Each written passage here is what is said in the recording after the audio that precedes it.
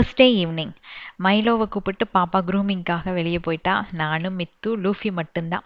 சரி ஈவினிங் கொஞ்சம் வெதர் நல்லா இருக்கே அப்படின்ட்டு 3 பேரும் விளையாட ஆரம்பிச்சாச்சு. இவன் இப்போ பேஸ்கெட் பால் போயிட்டு இருக்கானா எக்ஸ்ட்ரா கிளாஸஸ்க்கு. அதனால ஈவினிங் வந்தா எனக்கு அவன் டீச் பண்ணுவான். எனக்கு இதை பற்றி எதுவும் தெரியாது. அப்படியே தெரிஞ்சிருந்தாலும் குழந்தைங்க சொல்லித்தரும் போது தெரியாத மாதிரி காட்டணும் அப்படின்னாலே அவங்க சொல்லி தான் நம்ம கற்றுக்கிட்டோம் அப்படிங்கிற மாதிரி அவங்களுக்கு ஒரு ஃபீல் வரும் பாருங்க. அதில் அப்படி ஒரு சந்தோஷம் இருக்கு அவங்களுக்கு.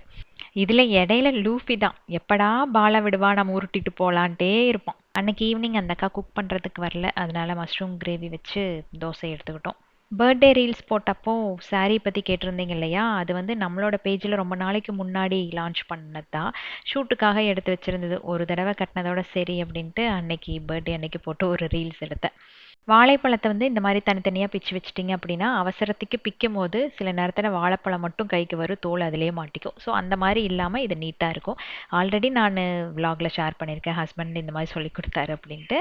ஸோ வேணால் நீங்கள் ட்ரை பண்ணி பாருங்கள். நான் போட்டிருக்க காட்டன் கேப்ரி பேண்ட் நம்மளோட வெப்சைட்டில் அவைலபிளாக இருக்குது. தேவைப்பட்டுச்சுன்னா செக் பண்ணி வாங்கிக்கோங்க.